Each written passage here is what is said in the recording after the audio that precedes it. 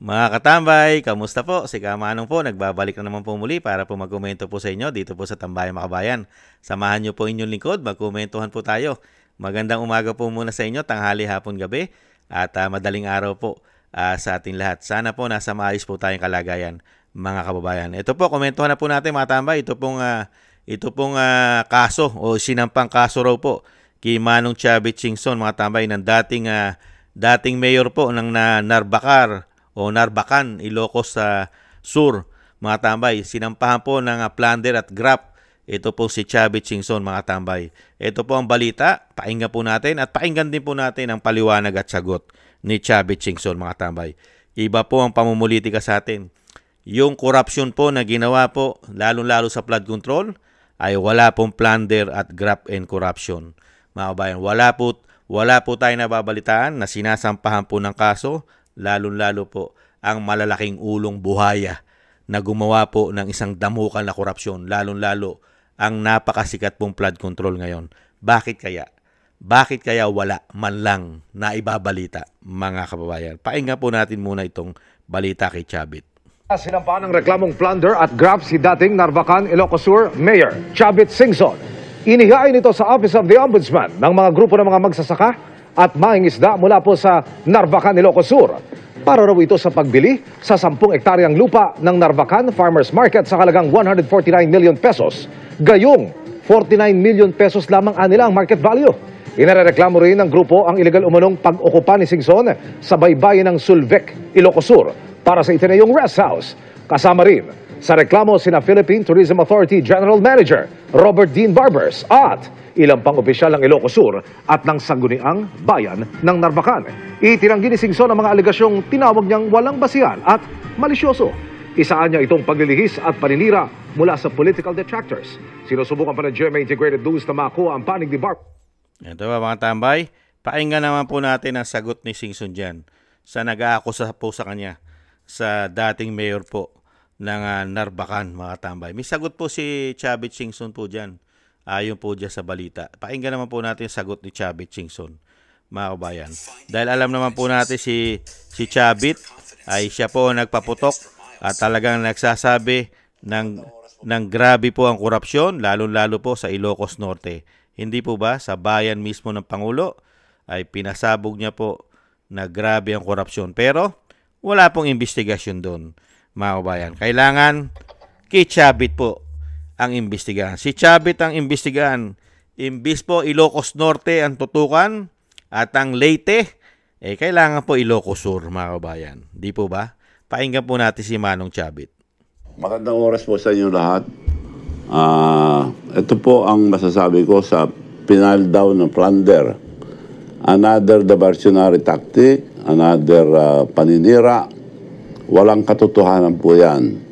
Ang sabi sa complaint nila, nagbenta raw ako ng lupa ng gobyerno at kumita raw ako ng 100 million.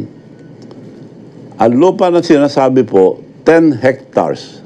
Ang presyo po yun, noon at that time was 800 million, 8,000 per square meters, 10 hektarya. Binenta ko lang sa munisipyo ng 120. So, nalugi po ako ng 680 million. Hindi ako bita. Sino po makakagawa niyan? Ako lang na sincero tumutulong sa ating bansa. Tumulong ako sa aming munisipyo. On record, 8,000 per square meters noon. That means 10 hectares is 800 million. Binenta ko lang ng 1.2. So nalugi po ako, ulitin ko lang, nalugi ako ng 680 million. So tumulong lang po ako. Itong mga nagsasabi nito, dati ng extortionist. Si Atty. Tilly Cordero, pinsambo yung tinalo ko na mayor sa Narbacan. Ever since, yan na nagbabati ko sa akin, pero humihingi ng pera palagi sa akin. Iba-iba ang inutusan ko magbigay para huminto lang, magpapahingi, binibigyan ko. Marami po. Ang huli ay punta sa bahay. Etong Atty. Tilly Cordero na nagpa ng plunder. At gusto ko na mag-retire, sabi niya, pwede bang bilhin yung hotel and resort, hotel resort, sabi niya. Well, naawa naman ako, sige na nga, para mapagbigyan ko na, nagpunta kami. Nasaan yung resort hotel niyo? Ako, eto. Pinakita ko, maliit na bahay, 2 kwarto na maliliit. Pagpasok mo, kama na. Anong hotel yun? Panluloko po, that 20 million. So, hindi ko po kinuha. Nagalit na naman. So, eto ngayon, nag-file ng plunder. Walang katotohanan yan dahil kumita pa ang gobyerno dyan. Ang presyo ngayon dyan, 20,000 na per square meters. At kung 20,000, kita pa sila ng napakalaki. 200 billion ang presyo niyan. 1.2 ko lang binigay. Ako nag-arrange lahat. Hindi ko na nilipat ang pangalan dahil parang hindi ako madouble sale dahil parang tulong ko lang sa munisipyo.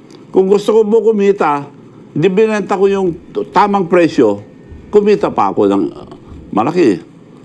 So, yun po, kalukuhan itong ginagawa nila. Overpriced daw ng 100 milyon. Ang presyo daw, 49 million. So, kalukuhan na ito, gawa ng attack dog na naman ito. At may nagpupundo na naman dito ng malaki. Palalaki nila. Kung sa ombudsman, dapat halungkatin nila yung final ko sa pinsambuo niya. Matagal na yan, nakaparking lang sa ombudsman. Dapat din yung buksan, napakarami. Ginamit nila ng mahigit 100 farmers sa resolusyon na pirmado ng Vice Mayor, Vice Mayor, and all the councilors. Pirmado nila lahat yung resolusyon. Claiming in one barangay lang, Barangay Solbec, 65,000 farmers for the benefit, naglagay sila ng 9 million for the benefit of 65,000 farmers of Solbec. Ang populasyon po, Narbacan, at that time, 44,000 lang. Isang barangay lang, ang liwanag po na panluloko. Billions po nawala sa Narbacan bago ako nag-mayor. Inayos ko ng Narbacan, binitawan ko na, binigay ko na sa iba. So, nakatulong ako sa buong Narbacan, masisang kayo magtanong. So, yun po ang issue ngayon. Paninira na naman yan at maliwanag na wala kami ginawang masama. In fact, kumita pa munisipyo. Ako nalugi. 680 million. Yun po. At yun po ang totoo.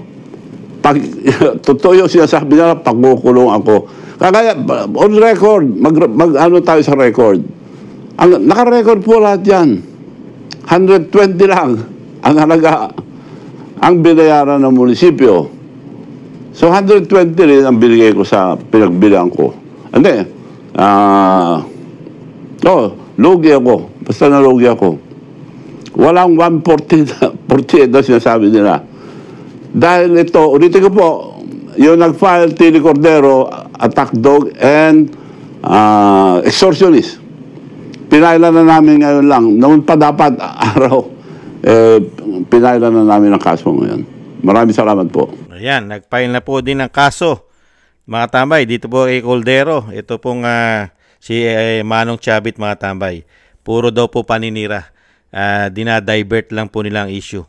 At sinasabi po ni Chavit Singson, walang katotohanan po. Dahil sa katotohanan ay nalugi pa raw siya. Mga bayan, dahil ang halaga ng lupa ay nasa 8,000 noong mga panahon na yun. 8,000 per square meter. At napakalaki po na nalugi sa kanya. Mga kababayan, nasa 600 plus million ang nalugi. At naging at 100 plus million lang o 120 million lang ang napunta po yung sinasabi pong pinagbilan.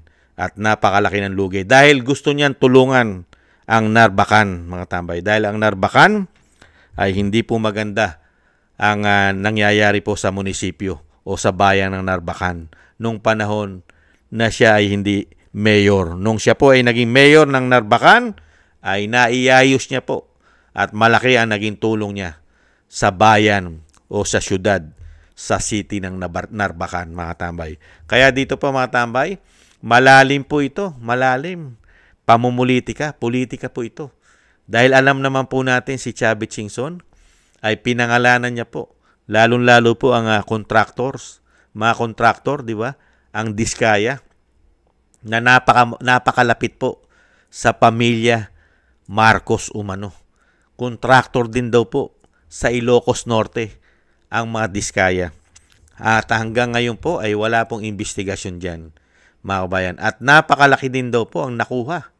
Bilyon-bilyon ang inilagay na proyekto at budget sa Ilocos Norte na wala pong mga investigasyon kung tama po ba na nagamit ang bilyong-bilyong piso proyekto at walang kumita at walang nangumisyon o walang ghost project dahil wala pong investigasyon at hindi po tinututukan ng media yan, mga tambay.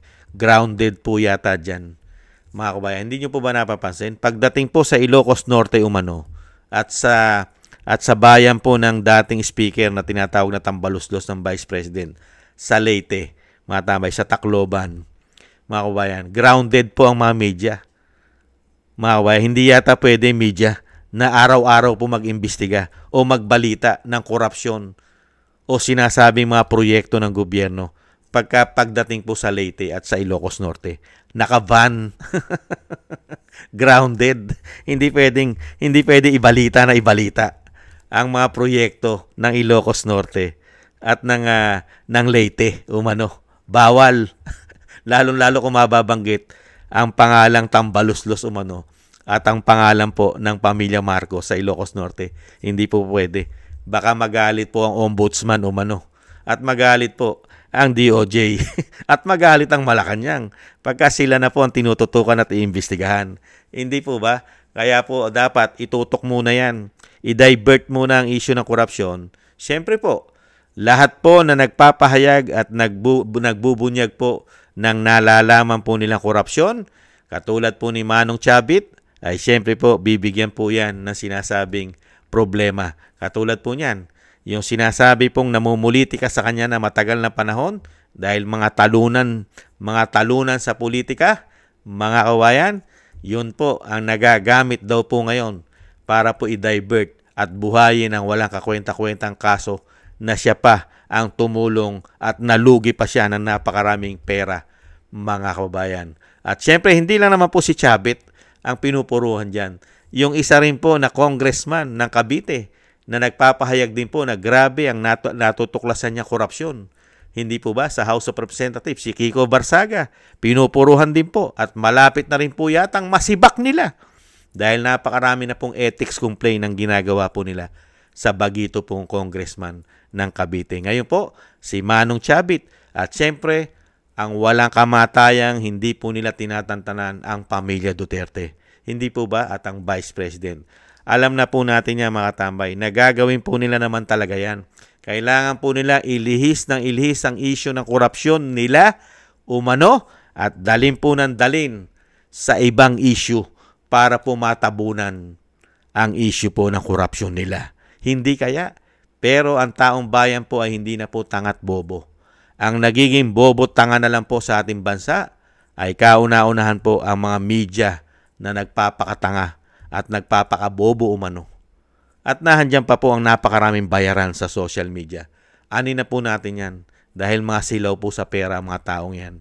Hindi po ba? At syempre nahandyan po ang mga makakaliwa na nakikinabang na rin po yata ngayon sa kanila. Hindi po ba? At syempre ang mga kapitalista rin na gustong-gusto po ang pagpapatakbo ng gobyerno ngayon dahil napakarami po nilang pakinabang yata. Hindi kaya pati mga oligarkiya? Nagtatanong lang si Kamanong. At syempre, nahandyan pa po ang nakikinabang din pong mga magnanakaw na politiko sa ating bansa. Magmula sa taas hanggang sa baba. At syempre, nahandyan pa ang mga pulahan, dilaw, pink, at liberal na nakikinabang din po yata sila ngayon. Kaya nga buhay na buhay po ngayon. Sino po ang grupo nila? Dilima, umano? Lalong-lalo yung aso. Yung aso, nakahol, bidang-bida na naman po ngayon. Hindi ba? Kung sino po yung mga naging salot umano sa ating bansa ng napakatagal na panahon ng mga salot, sila po ngayon ang tinatangkilik po ng mainstream media umano. Grabe po, mga babayan. Ganyan po ang sabuatan po. Gamit na gamit ang pera ni Juan de la Cruz. Hindi kaya? Kaya dito po mga tambay, masusubukan po ngayon. Masusubukan po ang sinasabing katotohanan dito sa sinasabi ni Chavit Singson. Kung totoo at talaga may mga ebidensya at hawak na mga resibo at magpapatotoo na talagang si Chavit Singson ay malinis at siya pa ang nakatulong sa Narbacan, sa syudad ng Narbacan, siya pa ang nawalan at nalugi na napakaraming milyon-milyon, lalabas naman po ang katotohanan mga tambay. Itong issue na ito, kung lahat ng sinabi ni Chavit Singson ay katotohanan at hindi siya nagsisinungaling, mababasura lang naman po yan. Wala pong mangyayari dyan. Kahit po yan dalhin po sa kaso, sa korte. Lalong-lalo po kung wala naman pong patutunayan sila. Dahil ito po'y ginagawa lang naman nila. Para lang naman po ito sinasabing hindi naman po ito naghahangad ng gobyerno ng katotohanan. Ang hangad lang naman po yata nila ay siyempre ma-divert ang issue para po merong ibang pag-usapan naman. Hindi po puro corruption nila. Kahit po sa international community, kahit po sa buong mundo, puro po corruption nila ang napag-usapan. Kaya kailangan naman po ilihis. Hindi po ba mga kabayan? Kaya masusubok po natin ngayon. Ayan po, nag-uumpisa na po ang kagatan, hampasan ng buntot sa buntot, sungay sa sungay umano ng Ilocos Norte at Ilocos Sur. Yan po. Mukha pong matindi na po ang politika ngayon sa Ilocos Sur at Ilocos Norte. Ang Singson at ang mga Marcos ngayon mga tambay. Ang mga Marcos. Abangan po natin sa masusunod. Dahil alam naman po natin ang meron pong hawak na kapangyarihan po ngayon ay Marcos. Alam naman po natin kung paano po humawak na kapangyarihan ang Marcos. May history po sila. Tingnan po natin kung kaya pong tibagin ang Ilocos Sur, ang mga Singson. Tingnan po natin kung sino po ang babagsak. Ang Marcos po ba o ang Singson?